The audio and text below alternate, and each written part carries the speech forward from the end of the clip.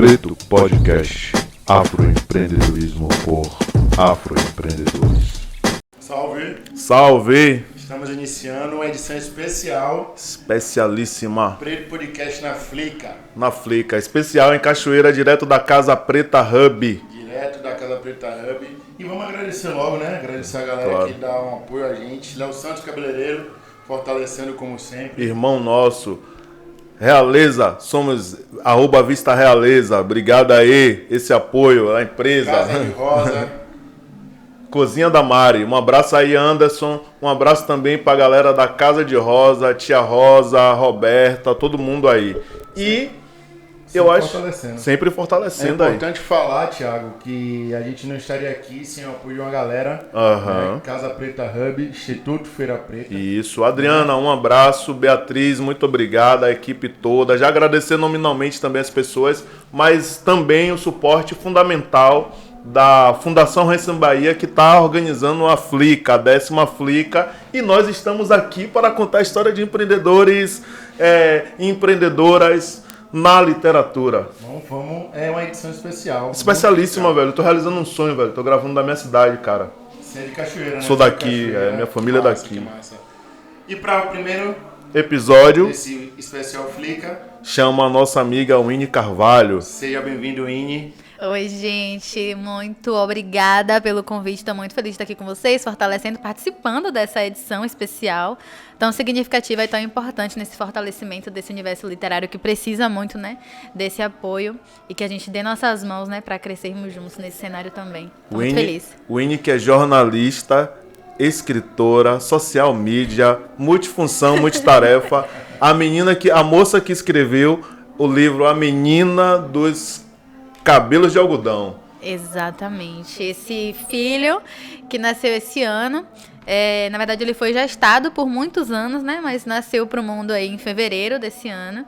E a gente tá aí nesse corre, divulgando e jogando ele no mundo com um propósito muito grande de fortalecer a autoestima, entendimento, representatividade de crianças pretas.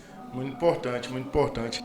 Winnie, o nosso bate-papo aqui, o Preto Podcast, é um podcast que traz afroempreendedores, e a gente entende que isso pode ser necessário, porque quando a gente começou a fazer esse processo, a gente via que a gente não se enxergava nem como entrevistado e nem como entrevistador. E sempre que a gente traz uma pessoa aqui, a primeira pergunta que a gente sempre faz é: quem é o Winnie? Conte um pouco da sua história, conte um pouco da sua trajetória. Quem é você? Winnie é irmã mais velha, mãe de pet, do meu filho de 13 anos, Marley, um poodle, coletivamente, né? Porque ele escolhe o dono, então ele tem vários donos. Prima, afilhada, sobrinha, de uma família majoritariamente de mulheres professoras, educadoras e que estão aí na luta pela educação há muitos anos. Winnie também é jornalista, social media, escritora, 27 anos. Eu lembro que o universo literário entra na minha vida desde muito pequena. E eu fiz faculdade de letras e depois eu quis abandonar para fazer jornalismo. E meu pai chegou para mim e falou assim: você quer fazer jornalismo? Vá. Mas você vai ter que ser a jornalista, porque não tem ninguém para te botar lá dentro. Porque eu vim de uma família de educadoras, né? Então fazer letras para mim era muito mais confortável, estar naquele ambiente escolar, tinha um estágio certo, ia para a escola da minha tia.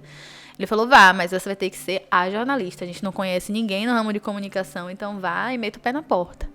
E eu fui nesse entendimento, entrar na faculdade de jornalismo nesse entendimento. E muito orgulho dessa profissão e de conseguir mesmo chegar como ele pediu. Então tenho certeza que ele está lá em cima muito orgulhoso de eu estar chegando, metendo o pé na porta e representando o que ele me pediu há alguns anos. Que eu chegasse dessa forma, me posicionando dessa forma, porque ninguém puxaria a minha mão para me colocar nesse espaço. A gente já vai pro lance da polêmica e não pode deixar de acontecer, porque é uma polemiquinha, é uma coisa simples. Quando você fala isso de meter o pé na porta, quando você vem com essa ideia que ele falou para você, vai, meter o pé na porta e tal, você acha que existe ainda um preconceito muito grande dentro do jornalismo com mulheres e homens pretos jornalistas? Com certeza. Fato, eu lembro na faculdade de jornalismo, em uma das matérias de televisão, né, que a gente vai fazer audiovisual, enfim. Uma matéria que eu tava gravando, assim, de frente pra câmera, eu cheguei pro professor e falei, e aí, pra eu trabalhar em TV? Ela disse, eu acho difícil, porque ninguém vai querer recortar seu cabelo na hora que botar você no teleprompter. Ninguém vai querer fazer o recorte lá quando você estiver naquele fundo verde, né? Que os muitos jornalistas gravam e o editor tem que ir cortando e tal. Não, seu cabelo vai ser muito difícil de cortar. Na faculdade. Já queimou Ali eu já quebrou todas as minhas expectativas. Então, eu já formei com o entendimento de que eu trabalharia atrás das câmeras. Falei, não, eu vou trabalhar de fone, prancheta na mão e eu vou trabalhar nos bastidores, porque eu sei que aquele lugar ali talvez não seja o lugar que eu possa ocupar. E depois esse entendimento foi sendo quebrado, né? Quando eu comecei a estudar mais a área, vendo outras pessoas pretas ocupando, estando nesse lugar, e vendo que, peraí, acho que é espaço que eu posso me enfiar também. Sim, hoje eu trabalho em outra área do jornalismo e trabalho muito a partir da escrita, que é onde eu me reconheço, escolhi a escrita mesmo como forma de militância, mas me colocando num papel onde eu posso estar aqui com vocês, de frente para a câmera, com o microfone na mão. Esse também é o meu lugar, eu também posso estar aqui. Com certeza. Me conta uma coisa, vamos pro livro aí, você falou já do livro, eu queria saber de onde é que parte a Winnie escritora aí. Ai, Winnie escritora, meu Deus, assim, como eu disse, essas palavras, elas me acompanham há muito tempo. Eu digo que eu aprendi com meu pai o poder das palavras, né? Minha mãe também, ela é muito potente, mas meu pai, ele sempre foi dar conversa. Assim, tá acontecendo alguma coisa, beleza, então senta aqui, a gente vai falar sobre isso. E entendendo o quanto a palavra, ela pode ser transformadora, principalmente nesse ambiente educacional, né? Meu pai, nós somos em 4, né? Eu, minha mãe, minha irmã e ele, que se foi na pandemia. E ele sempre foi assim, beleza, vamos sentar os 4, a gente vai conversar sobre o que está acontecendo. Então, aprendi com ele o poder dessa palavra, de como ela poderia ser um instrumento potente, né? E quando eu era criança, o primeiro livro que minha mãe me deu foi O Patinho Feio. Eu amava esse livro. E hoje eu consigo fazer uma associação muito grande com a escrita que eu fiz, né? O Patinho Feio, ele ressignifica a história dele a partir de tudo que ele sofre na vida dele. E hoje eu consigo linkar com o que eu escrevi só depois de materializar esse livro, foi que eu consegui fazer esse link, né? Mas essa questão das palavras, da escrita, ela já perpassava a minha educação durante muito tempo, né? Desde muito pequena. Esse incentivo já acontecia até porque, como eu disse, eu venho de uma família de educadoras, né? De professoras, onde essa parte sempre foi uma parte muito latente, existente na nossa vivência de forma natural também. Massa. Quando você pensa nesse livro, fala um pouco um spoilerzinho pra galera comprar o livro. Comprem o livro, deem a seus filhos, sobrinhos, sobrinhas. Tirar uma fotinha. Não é só a menina do cabelo de algodão, tem os meninos também do cabelo de algodão. Por favor, sim. Né? Então, dê só um spoilerzinho pra galera ficar com vontade, eu quero mais, e comprar pros meninos lerem. Boa. O livro conta a história de Dada, uma menina do cabelo crespo que ama esse cabelo Black Power, uma criança fortalecida na sua identidade negra. E ela gosta de andar pela rua, vendo esse cabelo brincar com o vento e desconstruindo também todas essas narrativas que falam sobre o cabelo crespo, que ele não balança. Então, no livro ela prova que esse cabelo balança e ela ama que esse cabelo brinque com o vento, como ela descreve. E ela, tendo essa consciência, ela vai para o ambiente escolar, incentivando outras meninas também a saltarem esse cabelo. Quando ela escuta pela primeira vez a expressão cabelo duro, se referindo ao cabelo dela. E ela chega em casa muito amuada, assim, muito triste, tentando entender por que esse cabelo foi alvo de tantas críticas naquele ambiente. E junto com a mãe dela conversa com ela e ela consegue entender, revisitando a ancestralidade, revisitando o álbum da família, sentando juntas na base do diálogo, entendendo que o cabelo dela não é duro, não, é cabelo de algodão. E ela volta para esse ambiente escolar dizendo isso para as crianças, dizendo isso para outras meninas e fortalecendo, né, incentivando essas meninas a também saltarem os seus cabelos.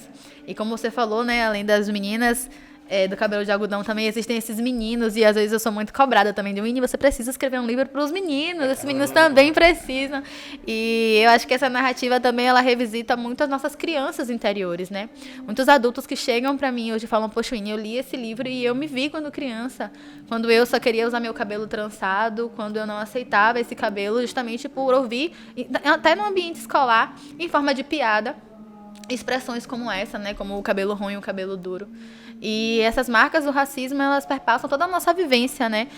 Uma educação de uma criança negra, ela precisa ser muito mais... Ela pede uma força extra, né? Pra gente poder preparar essa criança também para o que ela vai viver, né? Quando ela sair de casa. Porque muitas vezes os pais não estarão lá para defendê-las, então elas precisam ter esse ambiente fortalecido. E é por isso que eu escrevo para crianças. Que eu acredito que é a forma da gente plantar essa semente para colher bons frutos depois. Eu acredito nessa juventude juventude como a juventude que vai fazer a diferença.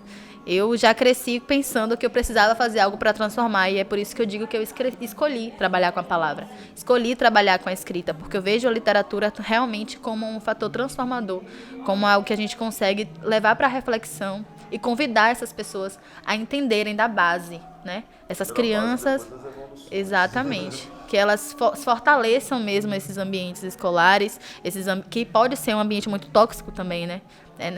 Na escola que a gente acontece muitas vivências que marcam nossa vida. Então é por isso que esse livro ele acontece no ambiente escolar e ele volta depois para o ambiente escolar com a criança preta com seu black power solto dizendo: o meu cabelo não é duro não, é cabelo de algodão. É solto, balança. Exatamente. Comprem o livro e leiam para os seus filhos, Isso. sobrinhos, afilhados, Lá, a câmera tá lá. filhos de amigos. Comprem, porque só de ela contar aqui eu já estou curioso, já vou querer esse livro para eu ler. Né? A gente perpassa por um caminho onde eu estudei minha vida inteira em escola particular. Por mais que tenha sido no bairro da Liberdade, uma escola evangélica, sempre houve essa ideia, né? Até dentro da escola, eu sempre fui o líder de turma e sempre fui aquele cara que questionava. O Revolta. O Revolta. Era essa galera aí. Não, pô, porque eu tenho que cortar meu cabelo baixinho e o menino que tem o cabelo liso, ele tem o cabelo de índio na nuca. Cara. Liso, grande, né? Então eu sempre questionei isso e a partir dali eu comecei a criar cabelo, a ter cabelo grande, né? E assim, quando eu comecei a já me descobrir, e quando você fala isso aí, eu volto no tempo, naquele ambiente escolar, e apesar da gente já entender, né, pelo fato de a gente já estar avançado nessas questões, é muito, muito importante que os meninos e meninas hoje, crianças, jovens, adolescentes, até adultos que passam por isso nos seus trabalhos, comecem a visualizar se realmente é uma postura do trabalho, da escola, ou do local que ele frequenta, ou se é um preconceito mesmo, né? Sim. Você precisou cortar o cabelo quando era adolescente? Tipo assim, pra estágio, pra alguma coisa? Eu cortei, velho, quando eu estava estagiando na faculdade, que eu fui procurar um estágio supervisionado na escola que eu estudei, né, nessa escola evangélica, que não tá me pagando nada, não vou fazer propaganda de ninguém. E eu tinha um cabelo black, eu tive que cortar. Eu também cortei o cabelo pra procurar emprego. Hoje, eu jamais cortaria, né? Jamais cortaria, mas o que eu acho, naquele momento, sim, precisei. o que eu acho o ponto alto do livro, Rini, dessa estratégia, que eu não sei se você pensou como estratégia, mas você falou do patinho feio, né? Como as coisas se revelam vão se revelando na vida adulta a partir do que é plantado lá quando a gente é criança. E aí você virou escritora, sacou? E fala sobre um tema que é contra aquele tema, fala sobre a exaltação. Sim. E o que eu acho importante é que quando você escreve um livro na infância, você quebra a ideia ou o costume brasileiro da pessoa se revelar, se descobrir negro quando adulto, sacou? Se descobrir com cabelo black, com o cabelo natural enquanto adulto. E eu acho isso a potência, sabe? Não é a cereja do bolo, é o recheio mesmo dessa vivência. A gente foi pro livro, mas eu tenho uma dúvida de qual foi o evento que fez você fazer o livro, sacou? Esse livro, eu digo que a história dele já estava contada, né? Porque eu estagiei num ambiente corporativo, majoritariamente branco. O andar da comunicação era o andar com porta da presidência. E nesse ambiente foram muitas marcas, assim, né? Eu lembro de uma vez eu chegar e uma pessoa olhar pra mim e falar: você é do setor de comunicação, né? Aí eu... por quê? Não, eu percebi. E fez assim, tipo... pela minha vestimenta e pelo meu cabelo, né? Porque uma pessoa que tava com aquela roupa, né, na época, all-star, calça jeans rasgada, cabelo solto, naquele ambiente era totalmente fora do padrão, né? As pessoas tinham que estar de salto alto, blusa social, blazer, enfim. E aí, dentro desse ambiente, no elevador, indo para esse andar onde eu trabalhava, uma pessoa, ela se sentiu confortável para colocar a mão no meu cabelo e dizer: nossa, até que ele é macio. E aquilo ali me paralisou. Primeiro, por essa pessoa se sentir confortável de tocar na minha cabeça, de falar algo como o que ela falou, e das pessoas que estavam no elevador normalizarem aquela fala. Ninguém se sentiu incomodado. Pra todo mundo ali, beleza, era um comentário, as pessoas riram. E eu fiquei sozinha no elevador, indo até o último andar, que era o andar que eu trabalhava, pensando sobre aquilo, tipo... O que aconteceu aqui? Passou um vídeo na minha cabeça aqui, sabe? agora você, tudo borbulhando na sua cabeça. Que massa. Caraca, o que essa mulher fez, velho? E eu fiquei parada, então eu fiquei tipo, mas por que eu fiquei parada? Mas assim, a gente pensa muitas estratégias, né? A gente fica, não, quando acontecer comigo, eu vou falar, vou fazer acontecer, mas na hora... Choca. A gente não espera, assim. O racismo, ele age dessa forma, né? Ele dá um tapa na nossa cara sem a gente esperar. E aí eu trabalhei normal, voltei pra casa... na janela do ônibus, na janela do metrô e olhando as pessoas na rua, vendo muitas mulheres, homens, crianças negras de cabelo black solto, tranças, enfim, dreads e aquela variedade de cabelos. E eu pensei no título, A Menina dos Cabelos de Algodão, baseado naquela vivência. E é por isso que eu digo que a história estava contada, porque foi a partir de uma vivência minha. E hoje, falando sobre isso, eu percebo como as nossas histórias se cruzam e como as nossas vivências, elas coincidem em muitos aspectos, né? Quando eu falo sobre isso hoje, muita gente fala, caraca, eu também passei por algo parecido, nossa, também passei por algo assim no ambiente de trabalho, enfim, no ambiente escolar, etc. Então a gente percebe, não estamos sozinhos. Essas histórias precisam ser contadas para que as pessoas ouçam e não repitam. Né? Então, esse livro, ele é um livro de uma narrativa voltada para a literatura infantil negra, mas que ela precisa ser lida por qualquer pessoa, seja ela branca ou negra, para entenderem também o quanto isso é adoecedor e pode ser cruel, principalmente com essas crianças. Uma criança que se olha no espelho e reverbera o auto-ódio. Uma criança que se olha no espelho e não se reconhece. Principalmente quando a gente está falando dessa fase pré-adolescente, né? A criança que está numa fase de entendimento da sua autoestima, de quem ela é, uma fase de muitas transformações, que vai se afastando da sua singularidade para se encaixar no padrão eurocêntrico baseado no racismo. Então a gente tem uma criança que está se afastando da sua base para se encaixar num padrão que, cara, você é único como você é, com o seu cabelo, com seus traços, com sua cor. Então é isso que a gente precisa também trazer nesse livro, né? Então, a minha narrativa, ela é com base em vivências próprias. Muito do que eu escrevo é com base do que eu vivo, do que eu observo, do que eu escuto. Às vezes uma frase no ônibus é um insight que eu já falo, meu Deus, preciso escrever sobre isso. É massa. Deixa eu deixar bem redundante um recado aí pro secretário de Educação. Coloca esse livro nas escolas. Coloca esse livro nas escolas. Aos secretários de educação do país todo. Aos secretários, ao ministro da educação, quem vier. É necessário que a gente vive num país com mais de 50% da população preta e tem muitas crianças aí que sofrem muito nas escolas por conta disso. Então é necessário que as pessoas, as crianças comecem a perceber e entender desde sua infância, né? Winnie, uma pergunta que eu tenho para você. Quando você escreve esse livro, a escrita, ela, como você falou, já estava pronta, né? Quando você busca fontes para começar o processo de fazer o livro. O business do livro. Como existem muitas entraves, muitas dificuldades. Quais são elas? Muitas dificuldades. São como eu, que você fez a pergunta que eu ia fazer. É a sintonia, galera. É a sintonia. Muitos entraves, principalmente a falta de aporte e de apoio financeiro. Assim, eu digo que eu gerei esse livro durante muito tempo. Esse livro estava escrito há mais de 6 anos. Né? Eu escrevi esse livro com 21 anos, assim, quando eu era estagiária ainda.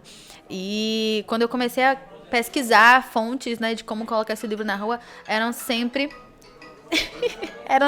com valores que saíam totalmente da minha realidade. É um livro infantil, a gente está falando de ilustração, a gente está falando de muitas cores, a gente está falando de impressão, de um papel que precisa ser específico, porque é um papel mais duro, porque a criança geralmente amassa, rasga, então é um papel que seja um pouco mais resistente. Então, tem todos os processos que envolvem a feitura desse livro, e quando você vai colocar no financeiro, é muito alto. É muito alto e isso inviabiliza toda e qualquer questão que a gente tente colocar na rua, né? Então, eu bati na trave muitas vezes procurando editoras, projetos e até aportes que conseguissem ser o meu braço, assim, dar o braço comigo e dizer, bora, vamos colocar esse projeto na rua. É um livro que eu acredito muito. E até que uma amiga da Faculdade de Letras me mandou um edital de uma editora lá de São Paulo. Falou, tá rolando um edital, que a pessoa que ganhar o primeiro lugar, essa editora vai lançar sem custos pro autor, o livro. Falei, acho que é minha chance, vamos nessa. Me joguei, quando eu menos esperei, estava nesse ambiente que tudo aconteceu, trabalhando, recebi uma ligação dizendo que eu tinha passado e era o primeiro lugar e o meu livro ia nascer. Assim, eu corri pro banheiro, fui chorar, que eu não estava acreditando, assim, recebi essa notícia dentro desse ambiente, que foi o pontapé para tudo, né? E aí, o livro, veio a pandemia, papel encareceu, tudo aconteceu, enfim, eu acredito que as coisas precisam acontecer na hora certa, então ele ficou aí na gaveta durante um bom tempo, e a gente conseguiu lançar em fevereiro, né? Eu converso muito com as pessoas, esse livro, o propósito dele é o que eu acredito pro mundo, né? Se a gente for falar de retorno financeiro, principalmente como editora, é muito baixo, assim, sendo muito sincera, assim. A gente sabe que tem os custos, né, de veiculação, de venda, como eu falei, papel, ilustração, é tudo muito caro, principalmente no contexto que a gente estava vivenciando no Brasil, né, de um contexto que, graças a Deus, agora teremos novos tempos, mas num contexto, exatamente, num contexto de falta de apoio para a educação, falta de apoio para a cultura, falta de cortes muito altos. Inicialmente com livrarias, a gente viu muita livraria fechando nos últimos anos, né? Ok, que veio pandemia, mas a gente viu muita livraria fechando as portas e a gente não conseguindo engrenar esse livro justamente por tudo que a gente vivia num contexto de totalmente desamparo de todos os lados, principalmente governamental e de projetos que apoiassem essas causas, né? Então, são muitos entraves para conseguir colocar uma obra na rua. Eu tenho outros livros escritos, todos voltados para a literatura negra infantil, então são todos livros que têm algum suporte em vivências raciais de crianças, mas que eu preciso, de fato, desse aporte para colocá-los na rua. Então, editoras do Brasil inteiro, você que quer mudar, tem a visão antirracista, né? Tá na hora de apoiar os escritores pretos e pretas para divulgar esses livros, para fazer esses livros, porque preto compra livro, viu? Preto compra livro. É sobre isso. Eu fiquei pensando aqui como é a distribuição desses... Como é que você tem visto a distribuição?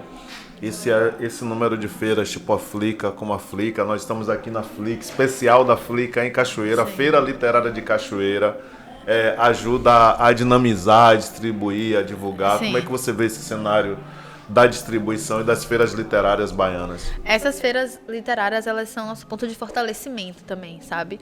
Onde a gente consegue reverberar nossas vozes e se fortalecer também enquanto comunidade de escritores, né?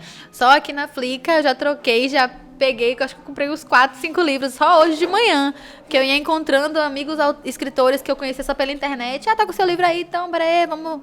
Daí eu quero seu livro também, porque a gente precisa se fortalecer também internamente enquanto comunidade, a gente precisa se fortalecer nesse mercado. Então essas feiras, elas ajudam muito. No meu caso, que tem uma editora, são algumas dificuldades que acontecem, né? Porque só a editora que tem o direito de negociar.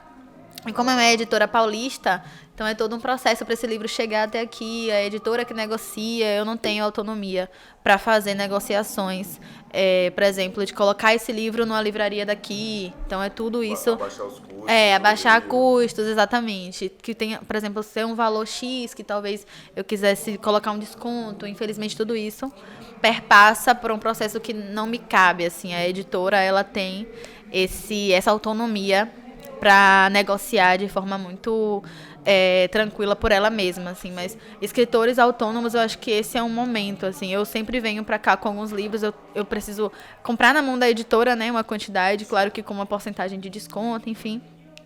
E eu sempre venho para esses espaços também com exemplares, porque eu sei que é o momento onde a gente vai ecoar nossas vozes, assim. Eu tive numa mesa agora de manhã, a gente falou sobre... o tema era justamente cabelo, né? O tema da mesa foi cabelo ruim, que mal ele te fez.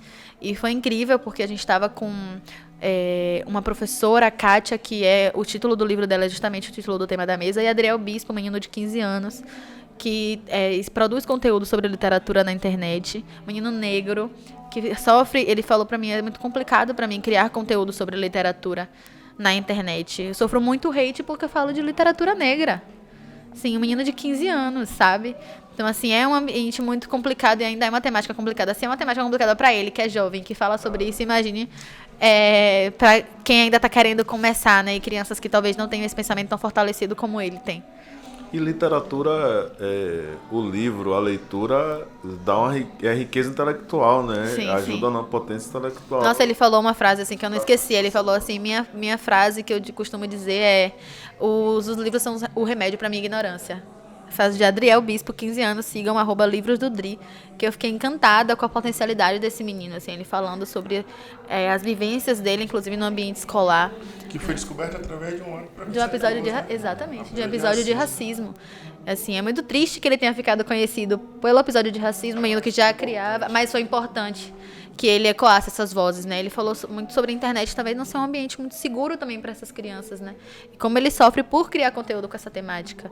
Então, por isso que a gente precisa levantar essas discussões, principalmente com a juventude, que é quem está fazendo ecoar também esse tipo de comportamento. E o momento que a gente passava, né? Nesse país era muito louco em relação à internet, principalmente com crianças, né? Hoje eu vejo a galera no passado, passou já, tá acabando. Essa vivência de achar que poderia falar qualquer coisa, dizer qualquer coisa, ser preconceituoso na internet, achando que nada iria acontecer.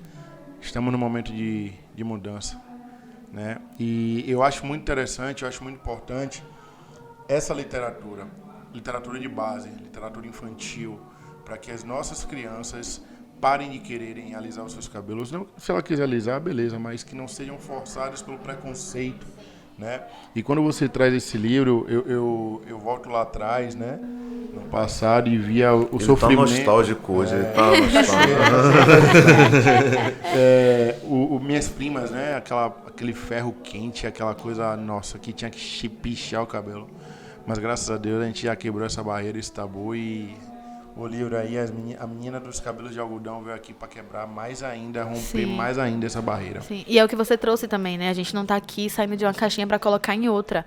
Que essas meninas, essas crianças e futuros jovens negros, eles entendam que eles podem ter o cabelo que eles quiserem, alisado, deledado, cacheado, trançado, como eles quiserem, mas por opção deles. Pintado, não porque... exatamente, careca, né? Porra, aqui Né, você, Thiago? você entendeu a deixa aí, velho? Eu tratando ela legal, velho. Minha amiga, brother.